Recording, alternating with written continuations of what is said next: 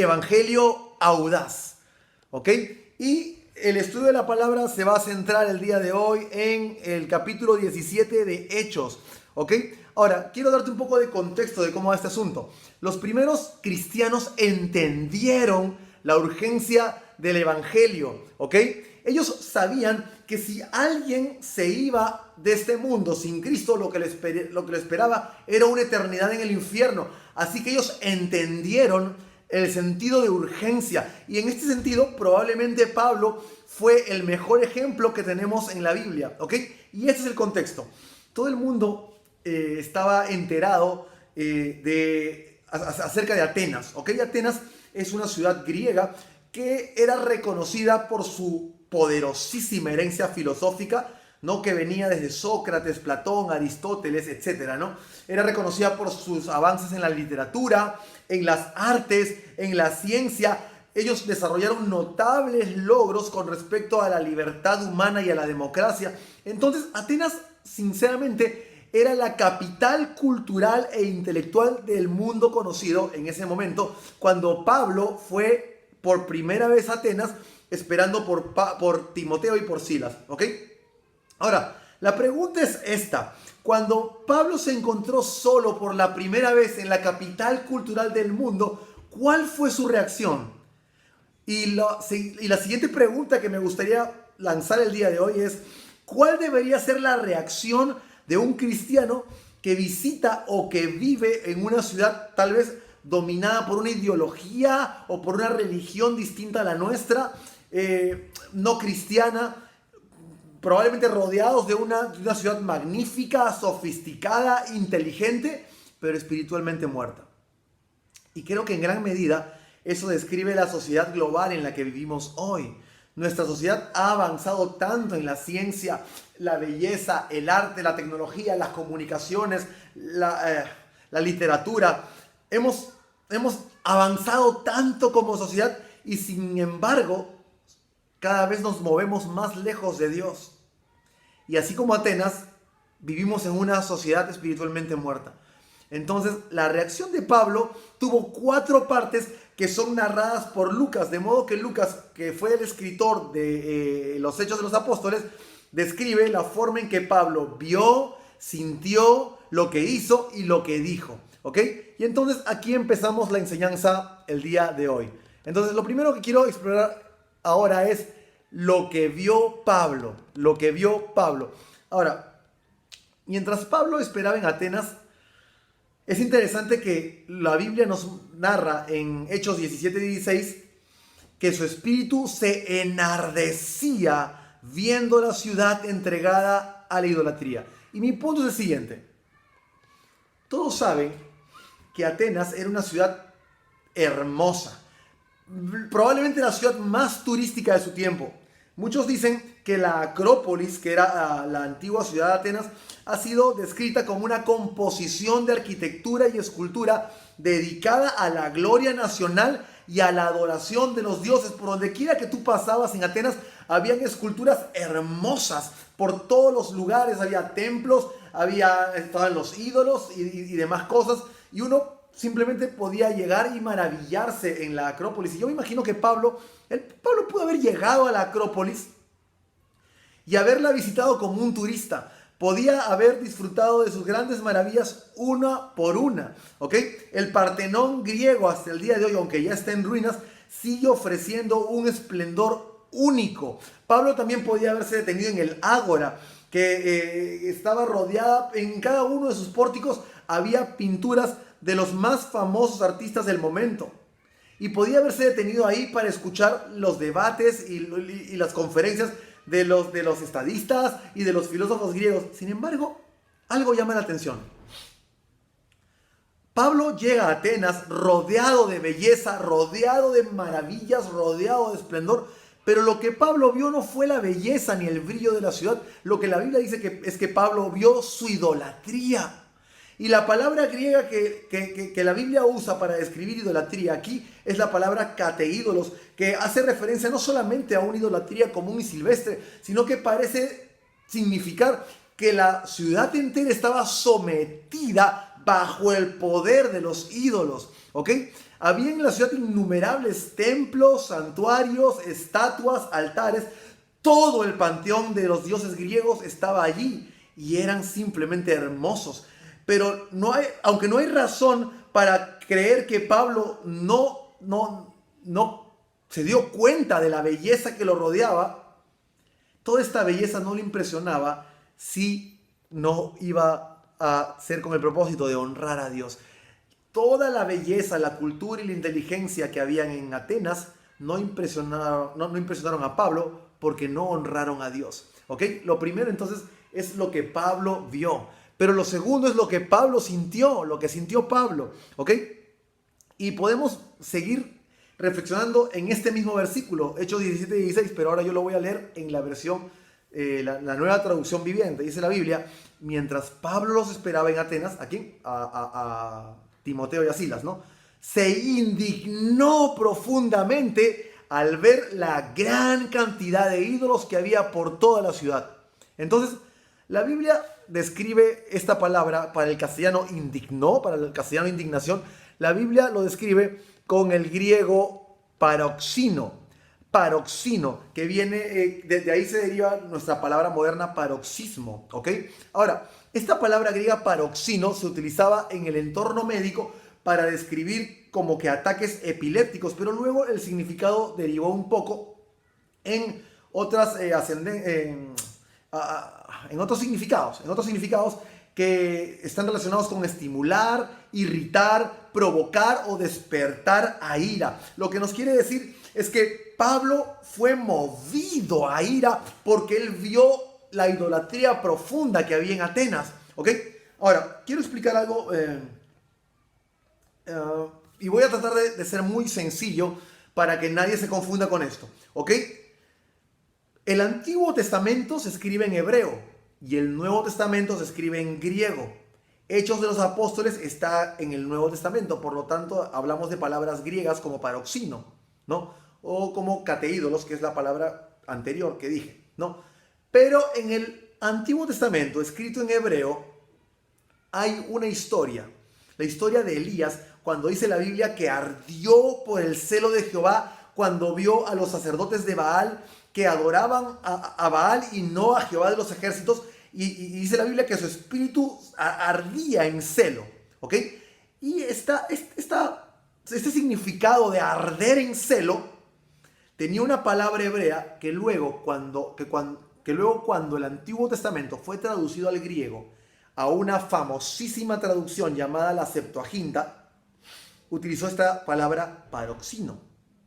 Eso quiere decir que el mismo sentimiento que tenía Elías, ese arder en el celo de Jehová, porque los sacerdotes de Baal adoraban a Baal y no a Jehová, fue el mismo sentimiento que sobrecogió al apóstol Pablo cuando llegó a Atenas y veía toda la belleza y la intelectualidad y la riqueza y las artes, pero todas dedicadas a otra cosa menos adorar al Dios de los cielos, quien merecía la gloria. ¿Ok? Entonces esto nos tiene que dejar la clara sensación de que Pablo sintió en todo su ser una repulsión profunda al ver una ciudad entregada a la idolatría. Entonces esa es la segunda cosa que ocurrió con Pablo, lo que sintió. Pero la cuarta reacción que tuvo Pablo tiene que ver con lo que él hizo. ¿Qué hizo Pablo al ver esta ciudad llena de la idolatría y de la adoración a otros dioses? ¿Qué hizo Pablo cuando sintió toda esta repulsión? Aquí viene lo interesante, dice la Biblia, Hechos 17 y 17. Iba a la sinagoga para razonar con judíos y gentiles temerosos de Dios, y hablaba a diario en la plaza pública con todos los que estuvieran allí. Y también debatió con algunos filósofos epicúreos y estoicos. Entonces, me encanta esta parte porque nos da una lección magistral de cómo debemos nosotros evangelizar a un mundo sumido en los placeres y en el nihilismo y en el individualismo y en la intelectualidad. ¿Ok?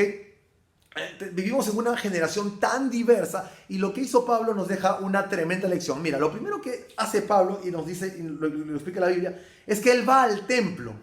Y en el templo se encuentra con judíos y gentiles temerosos de Dios. Tanto judíos como gentiles temerosos de Dios iban al templo cada Shabbat, meditaban en la Torá y creían en Jehová, en Yahweh, ¿no? Sin embargo, o no estaban enterados o no creían que Jesús de Nazaret era el Mesías de quien la Torá profetizaba. ¿Ok? Entonces la Biblia nos dice que con ellos Pablo razonó. Posiblemente empezó a leer, no sé, al profeta Isaías, al profeta Jeremías, los Salmos, y basado en esto, basado en las escrituras hebreas, Pablo empezó a explicarles cómo éstas apuntaban a Jesús, cómo Jesús cumplía las profecías de ese Mesías tan esperado por el pueblo de Israel. Entonces Pablo razonó con ellos. Pero luego hay un segundo grupo de personas. Dice la Biblia que luego Pablo estaba en la plaza y con la gente que iba y venía todos los días, Pablo conversaba. Es decir, Pablo no imponía, Pablo no era agresivo en su propuesta, pero sí aprovechaba cada momento, todos los días, para desarrollar conversaciones espontáneas y cotidianas, de modo que él tuviera la oportunidad de hablar con cada persona que se le cruzara por el camino acerca de que Jesucristo es el Hijo de Dios y que solo en él hay salvación, perdón y vida eterna. ¿Ok? Entonces eso hacía Pablo con la gente del pueblo, conversaba, tenía conversaciones casuales, espontáneas, pero lo hacía todos los días en la plaza. Y finalmente dice la Biblia que había un tercer grupo de personas, los filósofos estoicos y los epicúreos, ¿ok? Y con ellos dice la Biblia que debatía, que es lo que normalmente se esperaría de un filósofo contra otro filósofo, entrar en una arena de debate. De modo que Pablo en este caso presentaba su argumentación a través de proposiciones lógicas, a través de razonamientos inteligentes para poder plantear su caso y sostenerlo delante de gente pensante. Estamos hablando de los seres humanos probablemente más cultos e inteligentes del momento, ¿ok? Estábamos hablando de los filósofos que vivían en la cuna de la cultura y la intelectualidad. Estamos hablando de Atenas, ¿ok? Y particularmente esto fue lo que le llevó a Pablo a su última y cuarta reacción, que fue lo que dijo Pablo, ¿ok? La Biblia nos dice que este diálogo evangelizador de Pablo en los templos y también en las plazas fue lo que lo llevó a una de sus oportunidades más grandes en todo el ministerio. Dice la Biblia que los filósofos estaban sorprendidos, estaban como inquietos por conocer qué es este nuevo mensaje que estaba predicando Pablo, de modo que dice la Biblia que lo tomaron y lo llevaron al Areópago. Ahora, no voy a entrar en detalles para no marear a nadie, pero para hacerlo simple, el Areópago, digamos que es el equivalente moderno de las universidades, ¿no? De los lugares en donde se debaten las ideas novedosas y de avanzada del momento, ¿ok? Entonces aquí lo llevaron a Pablo y le preguntaron ¿qué es este mensaje raro, extraño, que no habíamos escuchado antes y que estás predicando? Queremos saber. Y entonces aquí Pablo les plantea su caso y básicamente él les plantea su caso sosteniéndolo sobre la base de 4 argumentos, ¿ok? Lo primero que Pablo les explica es que Dios es el creador del universo. Dice la Biblia que Pablo estaba hablando y les decía, Él es el Dios que hizo el mundo y todo lo que hay en él. Entonces, no estamos aquí por casualidad, no estamos aquí porque mi papá conoció a mi mamá y se casaron y me trajeron al mundo. No. Dios es el creador del universo, Él es el creador de todo lo que existe. La tierra no fue creada de forma espontánea por una explosión que empezó primero con unos seres unicelulares que luego se convirtieron en renacuajos, que evolucionaron a peces y peces a mamíferos y ahora somos luego el mono. No, Dios es el creador del universo, es lo primero que Pablo establece. Luego les dice, Dios es el sustentador de la vida, ¿no? La Biblia continúa diciendo, Él es quien da vida y aliento a todo y satisface cada necesidad. ¿Ok? Entonces, nuevamente, Pablo sigue con su punto. Él les está diciendo, ustedes pueden ser muy inteligentes, Ustedes pueden haber avanzado mucho en ciencias, en civismo, en legislación, en artes, en literatura, pero con todo eso, si Dios detiene su actividad sustentadora del universo tan solo por un segundo, todo esto deja de existir inmediatamente. ¿Ok? El tercer punto de Pablo fue: Dios gobierna sobre todas las naciones, dice la Biblia, pues creó todas las naciones de la tierra y de antemano decidió cuándo se levantarían y cuándo caerían y determinó los límites de cada una. ¿Ok? Entonces, nuevamente, Atenas era la cuna cultural, la capital intelectual del mundo conocido. Y con todo eso, Pablo les estaba diciendo: ninguno de ustedes es más importante que Dios, porque Dios levanta naciones y Dios aplasta naciones. Dios les pone límite a cada una de ellas. Y es más, Dios determina el curso de tu historia y determina también el curso de la historia. ¿Ok? Entonces muchas veces nosotros estamos tan enfocados en quejarnos de lo que le pasa a nuestro país, que el gobernante tal, y que el partido político tal, y que el Congreso, y que el COVID, y que los problemas económicos y sociales. ¿Y sabes qué? ¿Quieres que te diga una cosa? En medio de todo esto, Dios es soberano y Dios gobierna. Y todo lo bueno que le pasa a nuestra nación y a nuestro país y a nuestra casa y a nuestra propia vida es porque así Dios lo determinó. Y así también con lo aparentemente malo. Porque Dios es soberano y Dios gobierna sobre todas las naciones. Y el último punto que Pablo sustentó es: Dios es juez del mundo. Mira, voy a leer lo que dice la Biblia. Dice: ahora Él manda. Bueno, voy a ir un poco más atrás. Pablo estaba hablando acerca de que en el pasado Dios pasó dejó pasar la ignorancia, dejó pasar el pecado y dejó pasar la idolatría de los hombres. Mas ahora Él manda que todo el mundo en todas partes se arrepienta de sus pecados y vuelva a Él. Pues Él ha fijado un día para juzgar al mundo con justicia. Entonces acá Pablo lo que básicamente está diciendo es que, número uno, Dios ha provisto los medios para que todos los hombres le conozcamos. Ese mismo episodio de Hechos nos narra la parte donde Pablo le dice a los filósofos griegos que Él ha dispuesto la realidad, lo que nos rodea, para aunque sea a tientas le conozcamos. Entonces Pablo está diciendo: Dios ha provisto medios. Alguien te ha predicado a Jesús. La naturaleza te dice que hay un creador. El cielo estrellado te habla de la magnificencia de Dios. De modo que no hay excusa. Nadie puede decir que no tiene ni la más mínima sensación de que allá arriba hay un ser supremo que un día va a juzgarnos. Entonces, básicamente es lo que Pablo les está diciendo. Les dice: Dios ha provisto los medios para que ustedes le conozcan. O sea que ustedes en el fondo ya saben que todo lo que les digo es verdad, así que no tienen excusa y deben arrepentirse ahora, porque se acerca el momento en que todos daremos cuenta a Dios de todo. Y este es el meollo del mensaje de Pablo. Probablemente los griegos se sentían los reyes del mundo porque estaban en la cima de la intelectualidad, en la cima de las artes, de la literatura y de la belleza y de la ciencia. Y con todo eso Pablo les dijo: pueden ustedes sentirse los seres más importantes y que han alcanzado los logros más increíbles del momento, pero aún con todo eso, Dios los va a juzgar por cada una de las obras que ustedes hacen.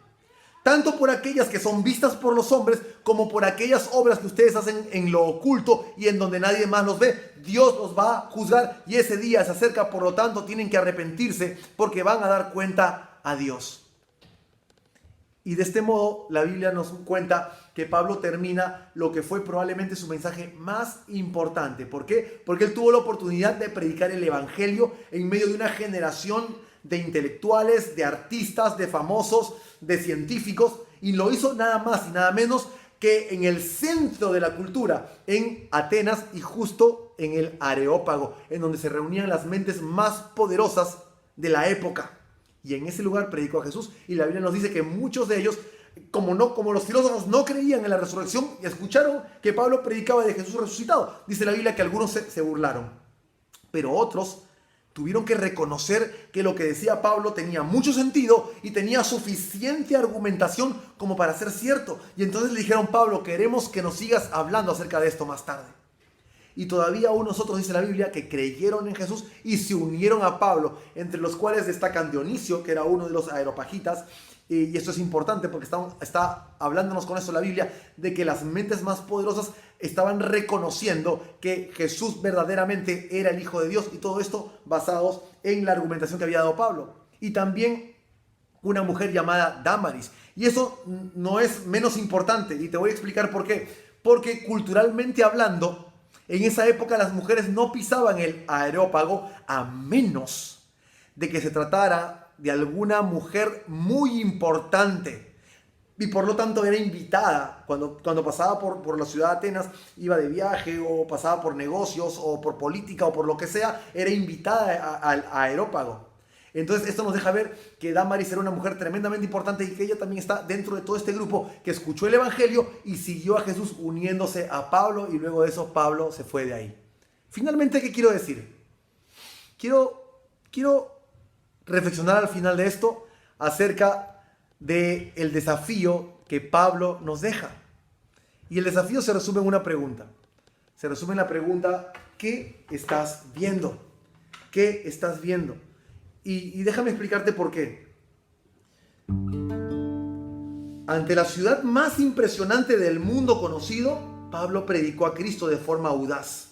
No tuvo temor, no tuvo miedo, entendió que su mensaje era urgente, entendió que no podía callarse, entendió que eternidades enteras dependían de que él no callara su voz de predicar a Jesús.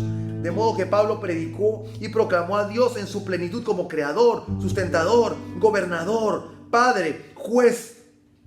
Además, sostuvo que los seres humanos ya saben todo esto, y que por lo tanto su ignorancia y su idolatría son inexcusables. Y finalmente les hizo un llamado al arrepentimiento. Y la pregunta es: ¿qué hace falta para que nosotros entendamos la urgencia del evangelio y prediquemos de forma audaz como hizo Pablo? Y yo planteo algo el día de hoy. Yo creo que nosotros no somos tan audaces como deberíamos serlo. Planteo que no somos tan audaces como el apóstol Pablo, porque no hemos experimentado todavía lo que Pablo experimentó.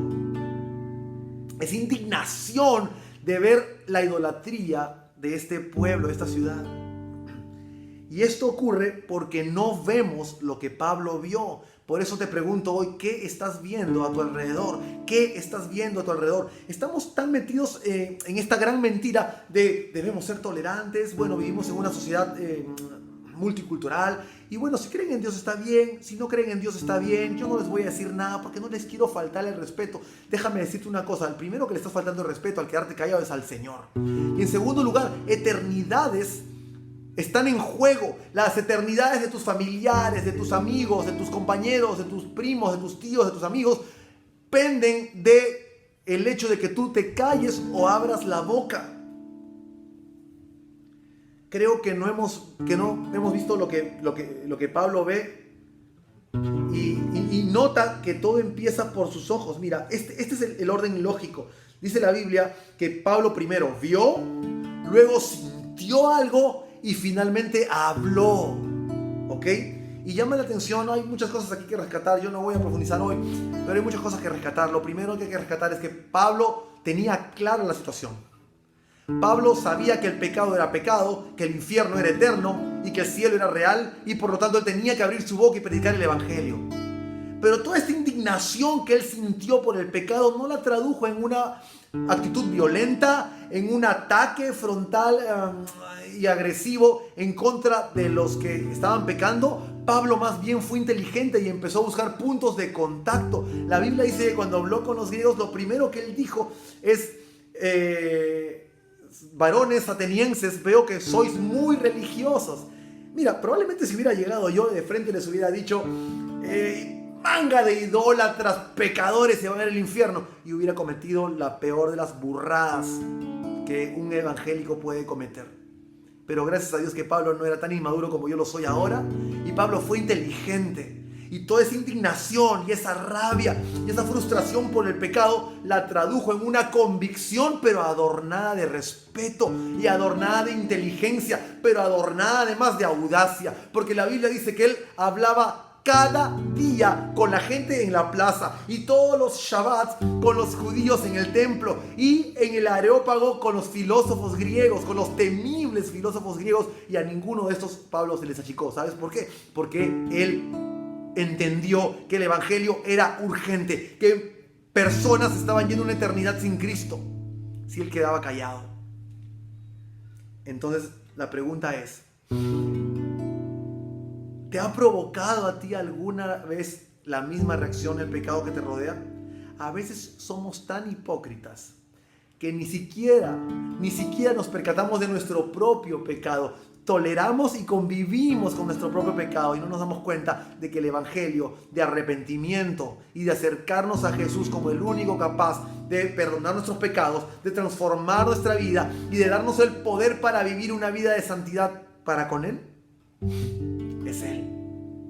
No lo reconocemos. ¿Qué vas a hacer tú? ¿Qué vas a hacer tú?